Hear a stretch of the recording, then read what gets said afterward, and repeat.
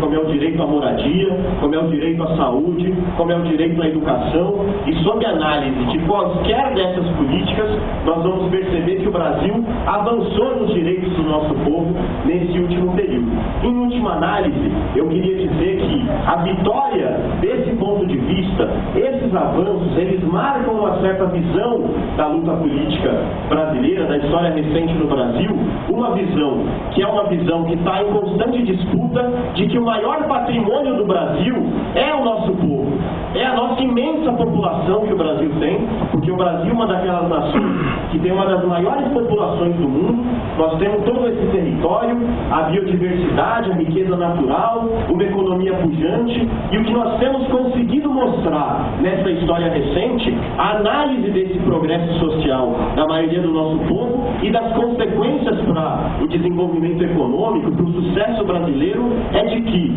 o maior patrimônio que o Brasil tem, e é nele que nós devemos apostar, é o nosso povo, são a maioria das pessoas, e que nós precisamos conseguir incorporar esses milhões de brasileiros que historicamente estão excluídos da nossa cadeia econômica, produtiva, social, política, e que é essa inclusão que nos conduzirá a dias de mais progresso. Eu queria aproveitar aqui para falar um pouco mais sobre essa política e pedir para que vá me avisando no tempo,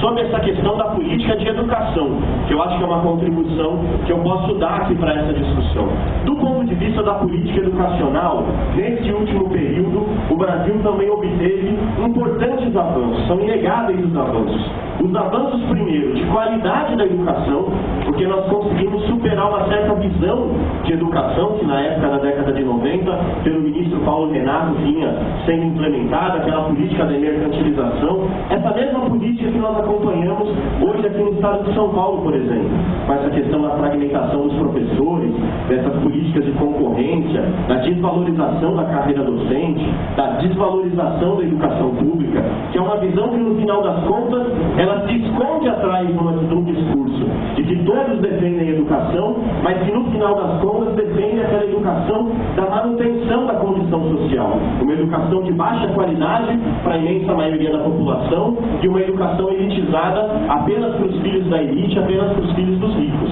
Essa educação e essa visão nós conseguimos superar nesse último período. A condução da política educacional brasileira está marcada sob novas perspectivas de ideias nesse último período e que se materializou em políticas concretas. Eu poderia citar também algumas dessas políticas que foram decisivas.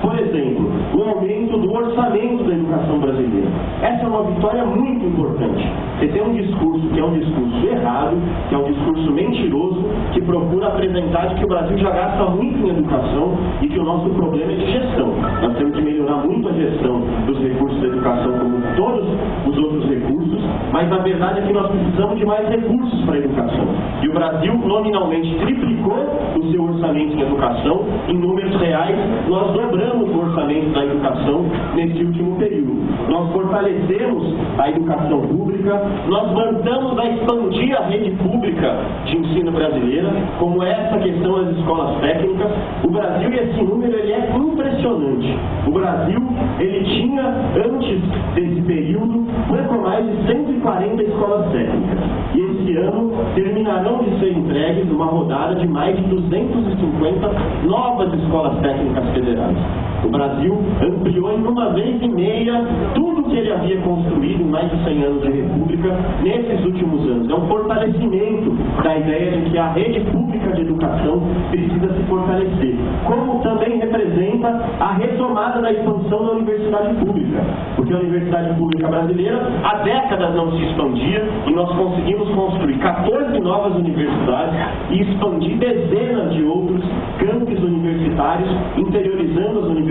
pelo país e expandindo cursos tradicionais nas unidades que já existiam. A nossa universidade pública retomou a sua capacidade de custeio, porque há 10 anos atrás, eu não sei se todos se lembram, mas a UFRJ,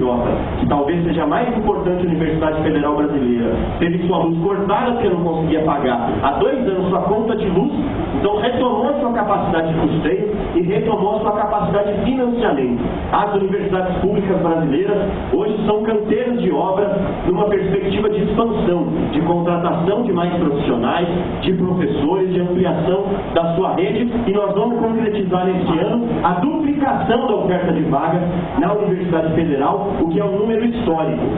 para a realidade brasileira. E construímos outras políticas, como foi a democratização do FIES, que ainda precisa avançar, porque ainda é cobrado fiador, e como é a questão do ProUni, porque o ProUni ele conseguiu oferecer para filhos dos trabalhadores brasileiros, já são mais de 600 mil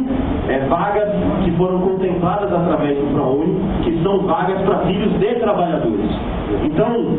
eu acho, e esses avanços, eles têm um certo emblema em algumas vitórias constitucionais que nós obtivemos nesse último período. Acabamos de aprovar uma vitória importante, que foi a vitória do fim da desvinculação das receitas da União sobre a educação, que também conseguem contribuir com mais 10 bilhões de reais por ano na educação, que eram retirados para pagamentos dos juros da dívida, e também com a ampliação da idade obrigatória que o Estado brasileiro será obrigado a oferecer nesses próximos anos, porque até um contrassenso, mas até poucos meses atrás era só de 7 aos 14 anos que a Constituição brasileira obrigava que seriam oferecidas vagas a todos os brasileiros, e agora nós ampliamos essa idade para os 4 aos 17 anos. São emblemas desse bom momento que a educação brasileira tem vivido. Eu acho, companheiros e companheiras, que a marca desse período, ele precisa ser da disputa, da intensa disputa política que nós vamos vivenciar, é a marca de, por um lado, não aceitar retrocessos, porque o Brasil ele não pode retroceder a determinadas políticas, e já que essa mesa fala em democracia, eu queria chamar a atenção de um aspecto que nós precisamos marcar na história brasileira e consolidar como sendo uma vitória decisiva, porque nesse período do governo do presidente Lula, nós conseguimos ter uma visão na condução do Estado do governo brasileiro, que é uma condução mais democrática, de relação com a sociedade civil, de consulta à opinião de outras maiorias e minorias, da realização de conferências e de um processo de valorização do movimento social. O movimento social hoje no Brasil é um ator político relevante, que senta na mesa, que é escutado, que tem liberdade para apresentar as suas reivindicações e a possibilidade de obter conquistas. Como é, por exemplo, esse processo de fortalecimento que as centrais sindicais brasileiras passaram e que hoje é um patrimônio da luta social brasileira. Esse momento de unidade que as centrais sindicais estão vivendo é um momento de um patrimônio para a luta social e que nós precisamos consolidar. Nós precisamos marcar isso na história brasileira, não aceitando retrocessos, como nós sabemos que ainda tem determinadas visões que não aceitam sentar na mesa, que não aceitam diálogo, que tem outro tipo de relação com essas forças sociais. E se por um lado nós precisamos marcar que nós não queremos retrocessos, por outro lado nós precisamos avançar. O conjunto de políticas no Brasil ainda precisam avançar e avançar muito, e já que eu me dispus a me concentrar mais no debate educacional,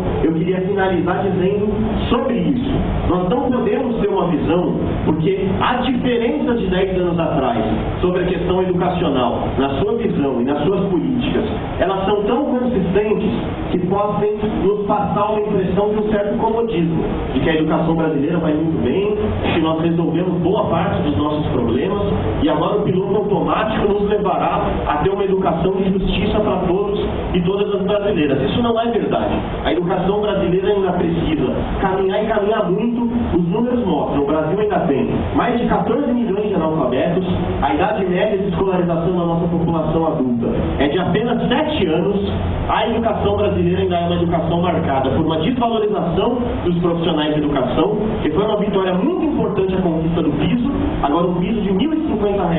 ainda é uma das profissões mais desvalorizadas da sociedade brasileira, de uma educação que é marcada por uma escola pública de baixíssima infraestrutura. Tem números que mostram que não chega a 30% o total de escolas brasileiras que tem uma quadra poliesportiva ou um laboratório de ciências.